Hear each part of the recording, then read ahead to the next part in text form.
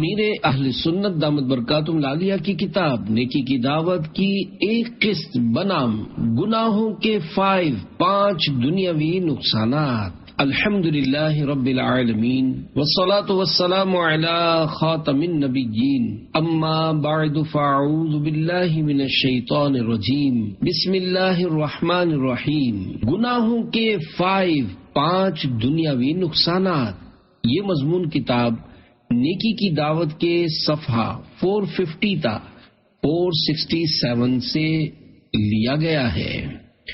دعائے عطار یا رب المصطفیٰ، جو کوئی 17 صفحات کا رسالہ گناہوں کے 5 دنیاوی نقصانات پڑھ یا سن لے، اسے ہمیشہ اچھے کام کرنے اور برے کاموں سے بچنے کی توفیق عطا فرما، اور قیامت کے روز سب سے آخری نبی صلی اللہ علیہ وآلہ وسلم کی شفاعت نصیب فرما، آمین بجاہ خاتم النبیین صلی اللہ علیہ وآلہ وسلم۔ درود شریف کی فضیلت کی حکایت۔ حضرت ابو المواہب شاذلی رحمۃ اللہ علیہ فرماتے ہیں، جناب رسالت مآب صلی اللہ علیہ وآلہ وسلم نے مجھے خواب میں اپنے دیدار فیض آثار سے مشرف کیا اور فرمایا، تم بروز قیامت میرے 1,00,000 امتیوں کی شفاعت کرو گے۔ میں نے عرض کی، اے میرے آقا صلی اللہ علیہ وآلہ وسلم، مجھ پر اس قدر انعام و اکرام کیسے ہوا؟ ارشاد فرمایا، اس لیے کہ تم مجھ پر درود کا ہدیہ پیش کرتے رہتے ہو۔ پڑھتے رہو درود و سلام بھائیو مدام، فضل خدا سے دونوں جہاں کے بنیں گے کام۔ صلو علی الحبیب صلی اللہ علی محمد۔ حکایت درود کے ضمن میں شفاعت کے متعلق مدنی پھول۔ علماء کرام شفاعت فرمائیں گے۔ پیارے پیارے اسلامی بھائیوں، سبحان اللہ، درود پاک پڑھنے کی بھی کیا خوب برکتیں ہیں۔ اس حکایت درود سے یہ بھی معلوم ہوا کہ بروز قیامت اہل اللہ یعنی اللہ والے گناہ گاروں کی شفاعت فرمائیں گے۔ یاد رہے، مطلقاً شفاعت کا انکار حکم قرآنی کا انکار اور کفر ہے۔ موقع کی مناسبت سے شفاعت کے بارے میں نیکی کی دعوت کے کچھ مدنی پھول آپ کی طرف بڑھاتا ہوں، قبول فرما کر اپنے دل کے مدنی گلدستے میں سجاتے جائیے۔ انشاءاللہ ایمان کو تازگی ملنے کے ساتھ ساتھ کئی وسوسوں کی کاٹ بھی ہو جائے گی۔ شفاعت کے معنی ہیں گناہوں سے معافی کی سفارش۔ سب سے پہلے علماء کرام کے شفاعت کرنے کے متعلق ایک ایمان افروز روایت سماعت فرمائیے۔ چنانچہ حضرت جابر بن عبداللہ رضی اللہ عنہ سے روایت ہے کہ خاتم المرسلین صلی اللہ علیہ وآلہ وسلم کا ارشاد دل نشین ہے، میدان قیامت میں عالم اور عابد لائے جائیں گے۔ عابد یعنی عبادت گزار سے کہا جائے گا جنت میں داخل ہو جاؤ، اور عالم سے کہا جائے گا تم ابھی ٹھہرو تاکہ لوگوں کی شفاعت کرو، اس صلے میں کہ تم نے ان کو ادب سکھایا۔ مجھ کو اے عطار سنی عالموں سے پیار ہے، انشاءاللہ 2 جہاں میں میرا بیڑا پار ہے۔ جن آیات میں شفاعت کا انکار ہے ان کی وضاحت۔ قرآن کریم کی جن آیتوں میں شفاعت کی نفی یعنی انکار ہے، وہاں مراد ہے اللہ پاک کے ہاں کوئی بھی جبرن شفاعت نہیں کر سکتا، یا غیر مسلموں کی شفاعت نہیں، یا بت شفیع یعنی شفاعت کرنے والے نہیں ہیں۔ مثلا پارہ 3 سورۃ البقرہ آیت نمبر 254 میں ہے، یوم لا بیع فیہ ولا خلۃ ولا شفاعہ۔ ترجمہ کنز الایمان، وہ دن جس میں نہ خرید فروخت ہے، نہ کافروں کے لیے دوستی، نہ شفاعت۔ پارہ 29 سورۃ المدثر آیت نمبر 48 میں ارشاد ہوتا ہے، فما تنفعهم شفاعة الشافعین۔ ترجمہ کنز ایمان، تو انہیں سفارشیوں کی سفارش کام نہ دے گی۔ قرآن سے شفاعت کا ثبوت۔ جہاں قرآن شریف میں شفاعت کا ثبوت ہے، وہاں اللہ کے پیاروں کی مومنوں کے لیے شفاعت بالاذن مراد ہے، یعنی اللہ پاک کے پیارے بندے اپنی محبوبیت اور وجاہت و مرتبے کی بنا پر اللہ پاک کی اجازت سے مومنوں کو بخشوائیں گے۔ مثلا پارہ 3 سورۃ البقرہ آیت 255 میں ارشاد رب العباد ہے، من ذا الذی یشفع عنده الا باذنہ۔ ترجمہ کنز ایمان، وہ کون ہے جو اس کے یہاں سفارش کرے بے اس کے حکم کے۔ پارہ 16 سورہ مریم آیت نمبر 87 میں ہے، لا یملکون الشفاعة الا من اتخذ عند الرحمن عہدا۔ ترجمہ کنز ایمان، لوگ شفاعت کے مالک نہیں مگر وہی جنہوں نے رحمان کے پاس قرار کر رکھا ہے۔ نیکیاں بالکل نہیں ہیں نامہ اعمال میں، کیجئے عطار کی آ کر شفاعت یا رسول۔ کون کون شفاعت کرے گا؟ دعوت اسلامی کے مکتبۃ المدینہ کی 1250 صفحات پر مشتمل کتاب بہار شریعت جلد اول صفحہ 139 تا 141 پر قیامت کی منظر کشی میں شفاعت کے متعلق تفصیلی مضمون میں یہ بھی ہے کہ اب تمام انبیاء اپنی امت کی شفاعت فرمائیں گے۔ اولیاء کرام، شہداء، علماء، حفاظ، حجاج، بلکہ ہر وہ شخص جس کو کوئی منصب دینی عنایت ہوا اپنے اپنے متعلقین کی شفاعت کرے گا۔ نابالغ بچے جو مر گئے ہیں وہ اپنے ماں باپ کی شفاعت کریں گے، یہاں تک کہ علماء کے پاس کچھ لوگ آ کر عرض کریں گے، ہم نے آپ کے وضو کے لیے فلاں وقت میں پانی بھر دیا تھا۔ کوئی کہے گا کہ میں نے آپ کو استنجے کے لیے ڈھیلا دیا تھا۔ علماء ان تک کی شفاعت کریں گے۔ حرز جاں ذکر شفاعت کیجئے، نار سے بچنے کی صورت کیجئے۔ شرح کلام رضا۔ اس شعر میں میرے آقا اعلی حضرت رحمت اللہ علیہ فرماتے ہیں، اے عاشقان رسول، شفاعت مصطفیٰ صلی اللہ علیہ وآلہ وسلم کا خوب تذکرہ کرتے رہیے، گویا اپنے لیے اسے مثل پناہ گاہ بنا لیجئے کہ ذکر شفاعت آخرت کی بھلائی اور عذاب جہنم سے نجات کا وسیلہ بن جائے۔ تجھ سا سیاہ کار کون، ان سا شفیع ہے کہاں، پھر وہ تجھی کو بھول جائیں، دل یہ تیرا گمان ہے۔ شرح کلام رضا۔ اس شعر میں اعلی حضرت رحمت اللہ علیہ اپنے آپ سے تواضعاً یعنی بطور انکساری فرما رہے ہیں، تو سب سے بڑا گناہ گار ہی سہی، مگر تو جس پیارے مصطفیٰ صلی اللہ علیہ وآلہ وسلم کا غلام ہے، ان سے بڑا شفاعت کرنے والا بھی تو کوئی نہیں۔ اس لیے اے میرے غمگین دل تسلی رکھ، بروز حشر شفیع محشر صلی اللہ علیہ وآلہ وسلم تجھے ہرگز نہیں بھولیں گے۔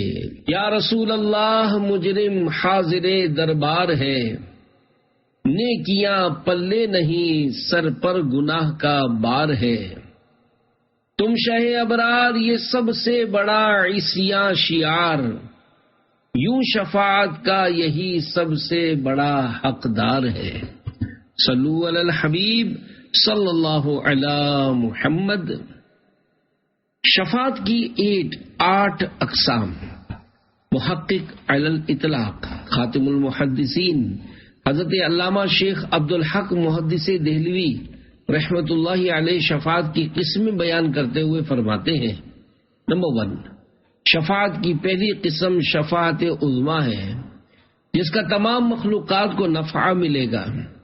اور یہ ہمارے محترم نبی مکی مدنی محمد عربی صلی اللہ علیہ وآلہ وسلم ہی کے ساتھ خاص ہے، یعنی انبیاء کرام علیہم السلام میں سے کسی اور نبی کو اس پر جرت اور پیش قدمی کی مجال نہ ہوگی، اور یہ شفاعت لوگوں کو آرام پہنچانے، میدان حشر میں دیر تک ٹھہرنے سے چھٹکارا دلانے، اللہ کریم کے فیصلے اور حساب کے جلدی کرنے اور قیامت کے دن کی سختی و پریشانی سے نکالنے کے لیے ہوگی۔ نمبر 2، دوسری قسم کی شفاعت ایک قوم کو بے حساب جنت میں داخل کروانے کے لیے ہوگی، اور یہ شفاعت بھی ہمارے نبی پاک صلی اللہ علیہ وآلہ وسلم کے لیے ثابت ہے، اور بعض علماء کرام کے نزدیک یہ شفاعت حضور انور صلی اللہ علیہ وآلہ وسلم ہی کے ساتھ خاص ہے۔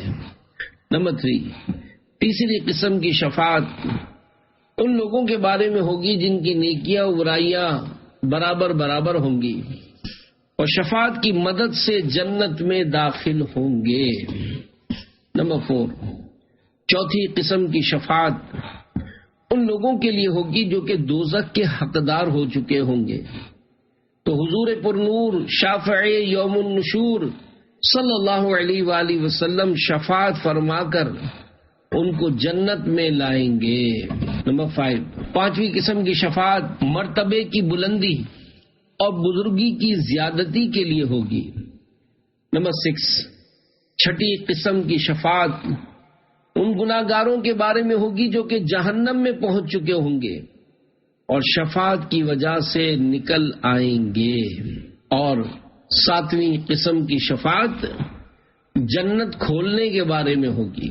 آٹھویں قسم کی شفاعت خاص کر مدینہ منورہ والوں اور مدینہ کے تاجور سلطان بحر صلی اللہ علیہ وآلہ وسلم کے روضہ انور کی زیارت کرنے والوں کے لیے خصوصی طریقے پر ہوگی۔ حشر میں ہم بھی سیر دیکھیں گے، منکر آج ان سے التجا نہ کرے، منکر آج ان سے التجا نہ کرے۔ شرح کلام رضا، میرے آقا اعلی حضرت رحمت اللہ علیہ شعر میں فرماتے ہیں، جو لوگ آج دنیا میں اللہ پاک کے پیاروں کو بے اختیار سمجھتے ہیں، بروز محشر ہم بھی ان کا خوب تماشا دیکھیں گے کہ کس طرح بے بسی اور بے چینی کے ساتھ انبیاء کرام علیہم السلام کے پاک درباروں میں شفاعت کی بھیک لینے کے لیے دھکے کھا رہے ہوں گے، مگر ناکامی کا منہ دیکھیں گے۔ جبھی تو کہا جا رہا ہے، آج لے ان کی پناہ، آج مدد مانگ ان سے، پھر نہ مانیں گے قیامت میں اگر مان گیا۔ شرح کلام رضا، یعنی آج اختیارات مصطفیٰ صلی اللہ علیہ وآلہ وسلم کا اعتراف کر لے اور ان کے دامن کرم کی پناہ میں آ جا اور ان سے مدد مانگ۔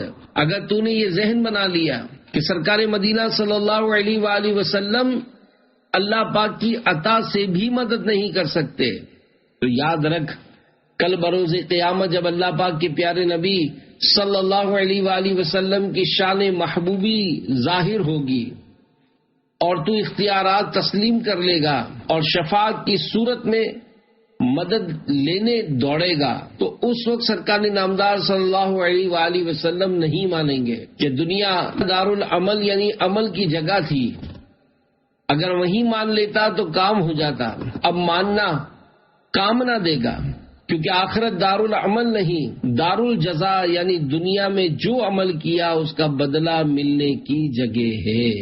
شفاعت کی امید پر گناہ کرنے والا کیسا ہے؟ شفاعت کی امید پر گناہ کرنے والا ایسا ہی ہے جیسے اچھا ڈاکٹر مل جانے کی امید پر کوئی زہر کھا لے، یا ہڈیوں کے ماہر ڈاکٹر کے ملنے کی امید پر گاڑی کے نیچے خود کو گرا کر سارے بدن کی ہڈیاں توڑوا لے، اور یقیناً کوئی بھی ایسا نہیں کر سکتا۔ لہذا ہر دم گناہوں سے بچتا رہنا ضروری ہے۔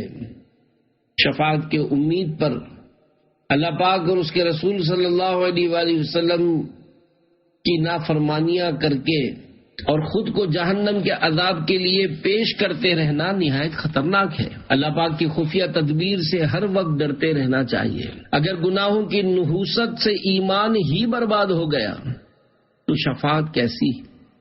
خدا کی قسم، ہمیشہ ہمیشہ کے لیے دوزخ کی بھڑکتی آگ اور گونا گوں عذابوں کا سامنا ہوگا۔ والعیاذ باللہ، اللہ پاک کی پناہ۔ ہاں، بچنے کی لاکھ کوشش کے باوجود نہ چاہتے ہوئے بھی بسا اوقات جو آدمی گناہوں میں پھنس جاتا ہے اسے چاہیے کہ توبہ استغفار بھی کرتا رہے اور شفیع روز محشر صلی اللہ علیہ وآلہ وسلم سے شفاعت کی خیرات بھی مانگتا رہے۔ اے شافع شہ ذی جاہ لے خبر، للہ لے خبر، میری للہ لے خبر، مجرم کو بارگاہ عدالت میں لائے ہیں، تکتا ہے بے کسی میں تیری راہ لے خبر، اہل عمل کو ان کے عمل کام آئیں گے، میرا ہے کون تیرے سوا آہ لے خبر۔ شرح کلام رضا۔ اے تمام امتوں کی شفاعت فرمانے والے عزت والے شہنشاہ صلی اللہ علیہ وآلہ وسلم، خدارا مجھ گناہگار کی خبر لیجئے۔ اے پیارے آقا صلی اللہ علیہ وآلہ وسلم، مجرم کی عدالت میں پیشی ہو چکی ہے، گناہگار غلام نہایت بے کسی کے عالم میں شفاعت کی امید لیے آپ صلی اللہ علیہ وآلہ وسلم کی تشریف آوری کا منتظر ہے۔ یا رسول اللہ صلی اللہ علیہ وآلہ وسلم، بے شک نیک بندوں کے لیے ان کی نیکیاں کار آمد ہوں گی۔ آہ، مجھ نیکیوں سے تہی دامن یعنی بالکل خالی اور سر تا پا گناہوں سے لتھڑے ہوئے غلام کا آپ صلی اللہ علیہ وآلہ وسلم کے سوا کون ہے جو شفاعت کر کے عذاب نار سے بچا لے؟ تسلی رکھ، تسلی رکھ، نہ گھبرا حشر سے عطار، تیرا حامی وہاں پر آمنہ کا لاڈلا ہوگا۔ صلو علی الحبیب صلی اللہ علی محمد۔ کشتی کے مسافر حضرت نعمان بن بشیر رضی اللہ عنہ سے مروی ہے کہ رسولوں کے سالار، نبیوں کے سردار، دو عالم کے مالک و مختار صلی اللہ علیہ وآلہ وسلم کا فرمان مشک بار ہے، اللہ پاک کی حدود میں سستی کرنے والے اور ان میں مبتلا ہونے والے کی مثال ان لوگوں جیسی ہے جنہوں نے کشتی میں قرآن اندازی کی تو بعضوں کے حصے میں نیچے والا حصہ آیا اور بعض کے حصے میں اوپر والا، پس نیچے والوں کو پانی کے لیے اوپر والوں کے پاس جانا ہوتا تھا تو انہوں نے اسے زحمت شمار کرتے ہوئے ایک کلہاڑی لی اور کشتی کے نچلے حصے میں ایک شخص سوراخ کرنے لگا تو اوپر والے اس کے پاس آئے اور کہا کہ تجھے کیا ہو گیا ہے؟ کہا کہ تمہیں میری وجہ سے تکلیف ہوتی تھی اور پانی کے بغیر گزارا نہیں۔ اب اگر انہوں نے اس کا ہاتھ پکڑ لیا تو اسے بچا لیا اور خود بھی بچ گئے، اور اگر اسے چھوڑے رکھا تو اسے ہلاک کریں گے اور اپنی جانوں کو بھی ہلاک کریں گے۔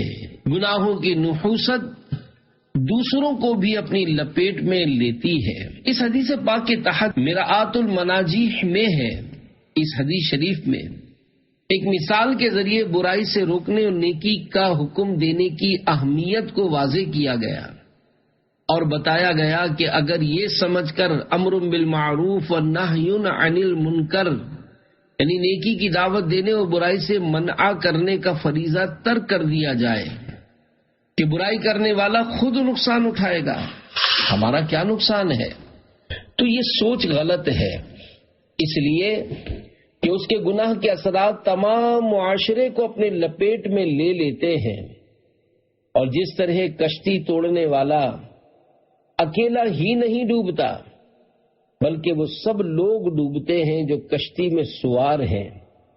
اسی طرح برائی کرنے والے چند افراد کا یہ جرم تمام معاشرے میں ناسور بن کر پھیلتا ہے۔ یا شیخ اپنی اپنی دیکھ، پیارے پیارے اسلامی بھائیوں، یا شیخ اپنی اپنی دیکھ کے تحت صرف اپنی اصلاح کی فکر میں لگے رہنے کے بجائے دوسروں کی درستی کی طرف بھی توجہ دینی چاہیے، کیونکہ کثیر گناہ ایسے ہیں جن کا نقصان دوسروں کو بھی پہنچتا ہے۔ مثلا اگر کوئی شخص چوری کا گناہ کرے تو شخص کو بھی نقصان ہوگا جس کی چیز چرائی گئی۔ بالکل یہی معاملہ ڈاکہ ڈالنے، امانت میں خیانت کرنے، گالی دینے، تہمت لگانے، غیبت کرنے، چگلی کھانے، کسی کے عیب اچھالنے، ناحق کسی کا مال کھانے، خون بہانے، کسی کو بلا اجازت شرعی تکلیف پہنچانے، قرض دبا لینے، کسی کی چیز اسے ناگوار گزرنے کے باوجود بلا اجازت استعمال کرنے، ماں باپ کو ستانے اور بد نگاہی کرنے وغیرہ کا ہے۔ اب اگر ہر ایک کو ان گناہوں کے ارتکاب کی کھلی چھوٹ دے دی جائے پھر نہ تو کسی کا مال سلامت رہے گا اور نہ ہی عزت، بلکہ یوں کہنا چاہیے کہ ہمارا معاشرہ درندوں کے جنگل کا منظر پیش کرنے لگے گا۔ بعض گناہ ایسے ہیں جن کے ارتکاب سے انسان کی عزت کو بھی نقصان پہنچتا ہے۔ مثلا جو شخص چغل خور یا زانی یا شرابی کے طور پر مشہور ہو جائے تو سب پر عیاں یعنی ظاہر ہے کہ معاشرے میں اس کا کیا مقام ہوتا ہے۔ اور بعض گناہ ایسے ہیں جو انسان کے مال کو نقصان پہنچاتے ہیں، مثلا جوا کھیلنے کی لت میں پڑ جانا، سود پر قرض لینا، کام کاج کرنے کے بجائے فلمیں ڈرامے دیکھنے میں مشغول رہنا، مذکورہ کاموں میں ملوث افراد مالی طور پر جس طرح دن دگنی رات چوگنی الٹی ترقی کرتے ہیں، یہ کسی صاحب عقل سے مخفی یعنی چھپا نہیں۔ ان تمام دنیاوی نقصانات کے ساتھ ساتھ ایسے شخص کو اخروی طور پر بھی خسارے یعنی نقصان کا سامنا ہے، جو جہنم کے بھیانک اور ہولناک عذاب کی صورت میں پیش آ سکتا ہے۔ والعیاذ باللہ۔ گناہوں کے 5 دنیاوی نقصانات۔ گناہوں کے دنیاوی نقصانات کے ضمن میں دعوت اسلامی کے مکتبۃ المدینہ کی کتاب نیکیوں کی جزائیں اور گناہوں کی سزائیں پیج نمبر 51 پر ہے۔ حضور نبی پاک صلی اللہ علیہ وآلہ وسلم کا فرمان عبرت نشان ہے، اے لوگو 5 باتوں سے بچنے کے لیے 5 باتوں سے بچو۔ نمبر 1، جو قوم کم تولتی ہے اللہ پاک انہیں مہنگائی اور پھلوں کی کمی میں مبتلا کر دیتا ہے۔ نمبر 2، جو قوم بد عہدی یعنی وعدہ خلافی کرتی ہے اللہ پاک ان کے دشمنوں کو ان پر مسلط کر دیتا ہے۔ نمبر 3، جو قوم زکوٰۃ ادا نہیں کرتی اللہ پاک ان سے بارش کا پانی روک لیتا ہے، اور اگر چوپائے نہ ہوتے تو ان کو پانی کا ایک قطرہ بھی نہ دیا جاتا ہے۔ نمبر 4، جس قوم میں فحاشی اور بے حیائی پھیل جاتی ہے اللہ پاک ان کو طاعون کے مرض میں مبتلا کر دیتا ہے۔ طاعون کو انگلش میں پلیگ بولتے ہیں۔ یہ چوہے کے پسوں کے کاٹنے سے لاحق ہونے والا مہلک مرض ہے۔ اس میں چھاتی، بغل یا خصیے کے نیچے گلٹیاں یعنی گانٹھیں نکلتی ہیں اور تیز بخار ہو جاتا ہے۔ نمبر 5، جو قوم قرآن پاک کے بغیر فیصلہ کرتی ہے اللہ پاک ان کو زیادتی یعنی غلط فیصلے کا مزہ چکھاتا ہے اور انہیں ایک دوسرے کے ڈر میں مبتلا کر دیتا ہے۔ دعا قبول نہ ہوگی۔ افسوس، 100 کروڑ افسوس، آج کل مسلمانوں میں نیکیوں کا ذہن بہت کم ہو گیا ہے، بس ہر طرف گناہوں کا دور دورہ ہے، نیکی کی دعوت کی طرف بھی کوئی خاص رغبت نہیں رہی۔ آئیے ایک عبرتناک روایت سنیے اور اپنے آپ کو عذاب الہی سے ڈرائیے۔ چنانچہ سرکار مدینہ سرور قلب و سینہ صلی اللہ علیہ وآلہ وسلم کا فرمان با قرینہ ہے، قسم ہے اس کی جس کے ہاتھ میں میری جان ہے، یا تو تم اچھی بات کا حکم کرو گے یا بری بات سے منع کرو گے، یا اللہ پاک تم پر جلد اپنا عذاب بھیجے گا، پھر دعا کرو گے اور تمہاری دعا قبول نہ ہوگی۔ اس حدیث پاک کے تحت میرات المناجیح میں ہے امر بالمعروف والنہی عن المنکر، یعنی نیکی کا حکم دینے اور برائی سے منع کرنے کی ذمہ داری سے پہلو تہی، یعنی ٹالم ٹول کتنا بڑا جرم ہے۔ اس حدیث میں نہایت وضاحت کے ساتھ اس کا بیان کیا گیا۔ رسول اکرم صلی اللہ علیہ وآلہ وسلم نے فرمایا، یا تو تمہیں یہ فریضہ انجام دینا ہوگا یا اللہ پاک کے عذاب کا سامنا کرنا پڑے گا، اور اس کے بعد اگر دعا بھی کرو گے تو قبول نہ ہوگی۔ یہ نہایت سخت قسم کی وعید، یعنی سزا دینے کی دھمکی ہے۔ یعنی جب تک اب تم اپنی کوتاہی کا ازالہ یعنی اسے دور نہیں کرو گے اور اللہ پاک سے معافی نہیں مانگو گے، تمہاری کوئی دعا قبول نہ ہوگی۔ دے دھن مجھ کو نیکی کی دعوت کی مولا، دے دھن مجھ کو نیکی کی دعوت کی مولا، مچا دوں میں دھوم ان کی سنت کی مولا۔ صلو علی الحبیب صلی اللہ علی محمد۔ میں گناہوں کی تاریکیوں میں گم تھا۔ پیارے پیارے اسلامی بھائیوں، نیک بننے اور گناہوں سے بچنے اور ایمان کی حفاظت کے لیے فی زمانہ دعوت اسلامی کا دینی ماحول کسی نعمت غیر مترقبہ، یعنی وہ دولت جس کے حصول کا گمان نہ ہو، سے کم نہیں۔ آج کے گناہوں بھرے ماحول میں پلنے والے بڑے بڑے مجرم مدنی ماحول میں آ کر الحمدللہ سنتوں کے سانچے میں ڈھل گئے۔ آئیے اس ضمن میں ایک مدنی بہار سنتے ہیں۔ چنانچہ گجرات، پاکستان، پنجاب کے مقیم اسلامی بھائی کے بیان کا خلاصہ پیش خدمت ہے۔ عاشقان رسول کی دینی تحریک دعوت اسلامی کے دینی ماحول سے وابستہ ہونے سے قبل وہ گناہوں کی تاریکیوں میں گم تھے۔ غفلت کے اندھیروں نے انہیں دین سے عملاً اس قدر دور کر رکھا تھا کہ نماز روزے کی کچھ پرواہ نہ تھی۔ ایک روز جب حسب معمول ان کے قاری صاحب گھر میں انہیں قرآن پاک پڑھانے کے لیے آئے تو اس وقت وہ ٹی وی پر ڈرامہ دیکھنے میں مصروف تھے۔ انہوں نے کہا، قاری صاحب آپ تشریف رکھیے، میں ڈرامہ دیکھ کر ابھی آ رہا ہوں، بس تھوڑا ہی رہ گیا ہے۔ قاری صاحب کا حوصلہ بھی کمال کا تھا۔ ڈانٹ ڈپٹ کے بجائے نہایت ہی شفقت سے انفرادی کوشش کرتے ہوئے انہوں نے دعوت اسلامی کے مکتبۃ المدینہ کا مطبوعہ رسالہ ٹی وی کی تباہ کاریاں پڑھ کر ان کو سنایا۔ رسالہ سن کر بے اختیار ندامت و شرمندگی ان پر غالب آئی اور وہ خوف خدا سے سر تا پا لرز اٹھے۔ قاری صاحب کی نصیحت پر عمل کرتے ہوئے انہوں نے جب اپنی گزشتہ زندگی کا احتساب کیا تو ان کا دل رونے لگا کہ میں نے زندگی کا اتنا بڑا حصہ فضولیات و لغویات میں صرف ہو گیا اور اس کا احساس تک نہ ہوا۔ الحمدللہ انہوں نے صدق کے دل سے توبہ کی اور عزم مصمم کر لیا کہ آئندہ انشاءاللہ گناہوں سے بچتے رہیں گے، نماز کی پابندی کرتے ہوئے سنتوں بھری زندگی گزارنے کی کوشش کرتے رہیں گے، اور اللہ پاک اور اس کے رسول صلی اللہ علیہ وآلہ وسلم کی نافرمانی، جھوٹ، غیبت، چغلی اور وعدہ خلافی وغیرہ وغیرہ سے بچتے رہیں گے۔ الحمدللہ دعوت اسلامی کے مشک بار دینی ماحول نے ان کی کایا پلٹ دی اور ایسا بگڑا ہوا انسان بھی سدھرنے پر کمر بستہ ہو گیا۔ اللہ پاک سے دعا ہے کہ ہمیں دینی ماحول میں استقامت عطا فرمائے۔ آمین بجاہ خاتم النبیین صلی اللہ علیہ وآلہ وسلم۔ تو نرمی کو اپنانا، جھگڑے مٹانا، رہے گا صدا خوش نما مدنی ماحول۔ تو غصے جھڑکنے سے بچنا وگرنہ یہ بدنام ہوگا تیرا مدنی ماحول۔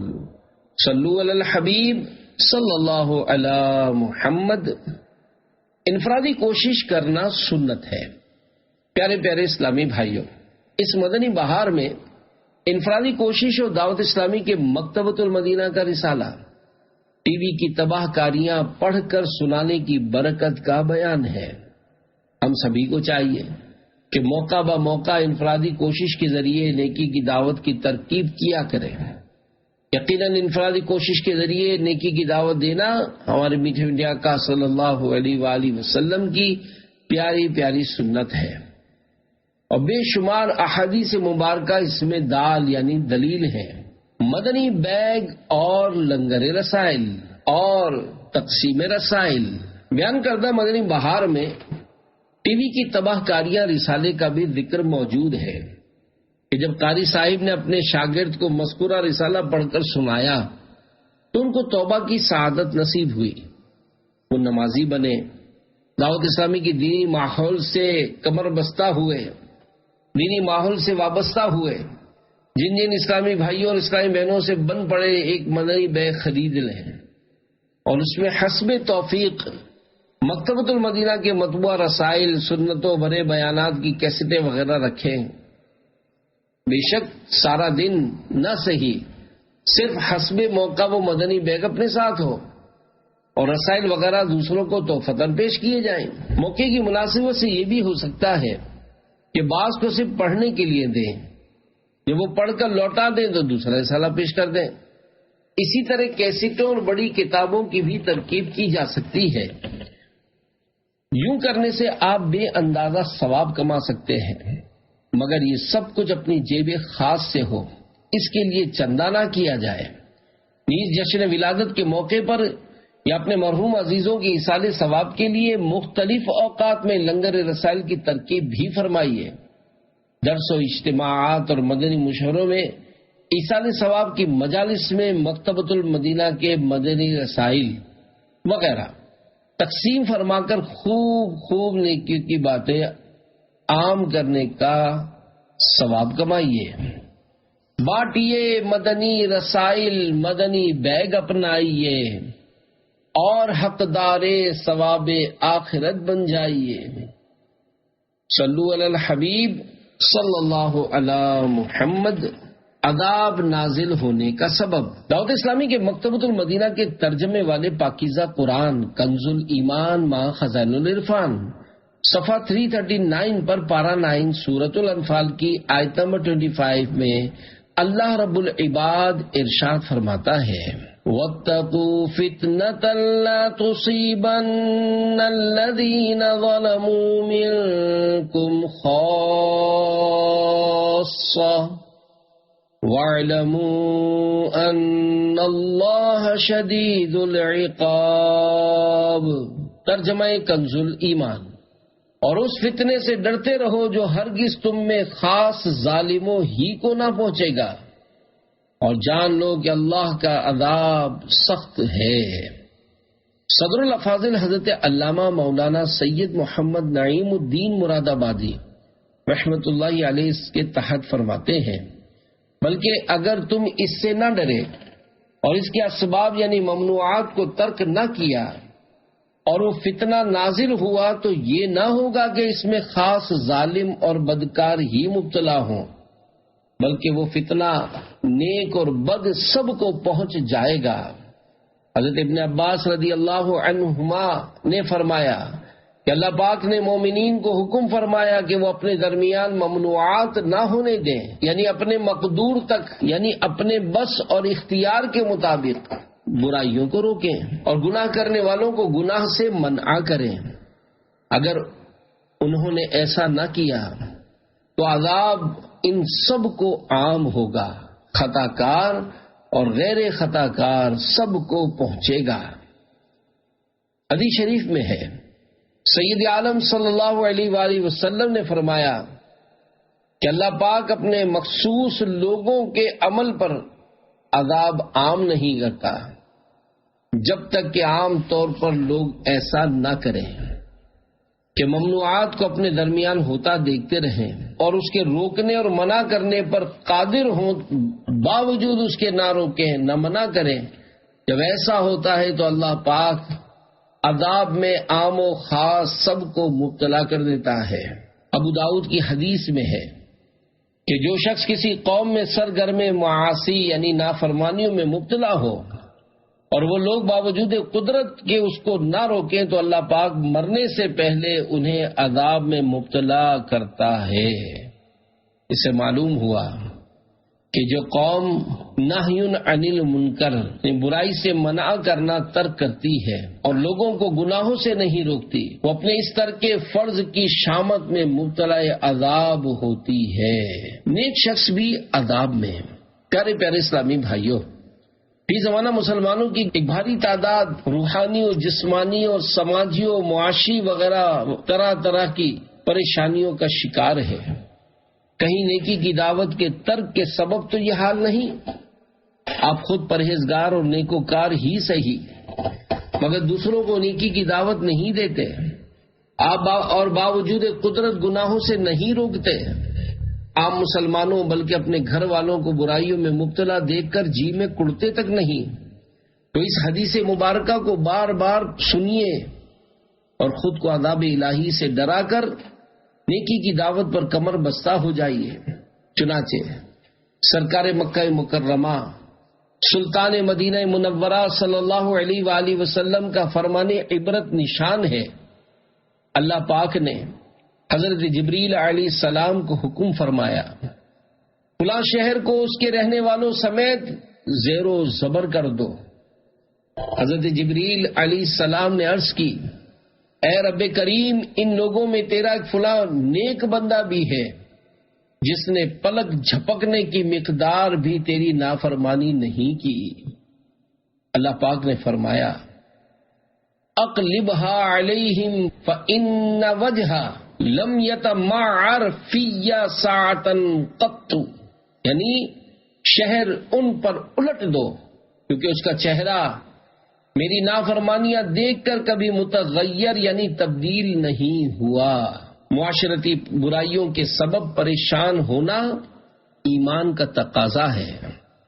اس حدیث پاک کے تحت میرات المناجیح میں ہے، اس حدیث شریف سے واضح ہوتا ہے کہ جہاں اعمال صالحہ سے یعنی نیکیوں تعلق اور برائیوں سے اجتناب یعنی پرہیز ضروری ہے، وہاں دین و ملت کے خلاف سازشوں اور مسلمانوں پر ظلم و ستم نیز معاشرتی بگاڑ کی وجہ سے پریشان ہونا بھی ایمان کا تقاضا ہے۔ جو لوگ اللہ پاک کی رضا جوئی کی خاطر معاشرتی برائیوں کے ازالے یعنی خاتمے کے لیے کوشاں نہیں رہتے اور عدم طاقت یعنی قوت نہ ہونے کی صورت میں اس پر پریشان بھی نہیں ہوتے، ان کا تقوی کس کام کا؟ لہذا اپنی اصلاح اور عبادت خداوندی میں مشغولیت کے ساتھ ساتھ ملک و ملت اور مسلمانان عالم کی ذبح حالی کے خاتمے اور معاشرے کو غیر شرعی حرکات و سکنات سے پاک کرنے کے لیے کوشاں رہنا ہم سب کی ذمہ داری ہے۔ نیک لوگوں کی ہلاکت کی وجہ، پیارے پیارے اسلامی بھائیوں، جو خود نیکیوں کے حریص ہوتے ہیں، پابندی وقت کے ساتھ باجماعت نمازیں بھی پڑھتے ہیں، مگر داڑھی منڈے ماڈرن دوستوں کی صحبتوں سے کنارہ کشی کرنے کے بجائے محض حظ نفس کی خاطر یعنی مزے لینے کے لیے ان کی بیٹھکوں کی رونق بنتے، ان کی غیر محتاط اور گناہوں بھری باتوں میں اگرچہ چپ رہتے مگر دل ہی دل میں لطف اندوز ہوتے ہیں کہ ظاہر ہے نفس کو مزہ نہ آتا ہوتا تو ایسوں کے ساتھ کیوں دوستیاں نبھاتے۔ اب جو روایت پیش کی جا رہی ہے وہ ایسے لوگوں کے لیے تازیانہ عبرت یعنی نصیحت و عبرت کا چابک ہے۔ چنانچہ منقول ہے اللہ پاک نے حضرت یوشع بن نون علیہ السلام پر وحی بھیجی کہ آپ کی قوم کے 1,00,000 آدمی عذاب سے ہلاک کیے جائیں گے، جن میں 40,000 نیک ہیں اور 60,000 بد۔ آپ علیہ السلام نے عرض کی، یا رب کریم، بد کرداروں کی ہلاکت کی وجہ تو ظاہر ہے، لیکن نیک لوگوں کو کیوں ہلاک کیا جا رہا ہے؟ ارشاد فرمایا، یہ نیک لوگ بھی ان بدکاروں کے ساتھ کھاتے اور پیتے ہیں، میری نافرمانیاں اور گناہ دیکھ کر کبھی ان کے چہروں پر ناگواری کا اثر تک نہیں آتا، اپنے دل میں برا جانے۔ دعوت اسلامی کے مکتبۃ المدینہ کی کتاب جنت میں لے جانے والے اعمال 743 صفحہ 595 پر ہے۔ حضرت ابو سعید خدری رضی اللہ عنہ سے روایت ہے کہ حضور پاک صلی اللہ علیہ وآلہ وسلم کا فرمان عبرت نشان ہے، تم میں سے کوئی جب کسی برائی کو دیکھے تو اسے چاہیے کہ برائی کو اپنے ہاتھ سے بدل دے، اور جو اپنے ہاتھ سے بدلنے کی استطاعت یعنی قوت نہ رکھے اسے چاہیے کہ اپنی زبان سے بدل دے، اور جو اپنی زبان سے بدلنے کی بھی استطاعت نہ رکھے اسے چاہیے کہ اپنے دل میں برا جانے، اور یہ کمزور ترین ایمان کی علامت ہے۔ کیا ہم دل میں برا جانتے ہیں؟ پیارے پیارے اسلامی بھائیوں، اپنے ضمیر سے سوال کیجئے کہ کسی کو گناہ کرتا دیکھ کر ہاتھ یا زبان سے روکنے میں، خود کو لاچار پانے کی صورت میں، آیا آپ نے دل میں برا جانا؟ 100 کروڑ افسوس۔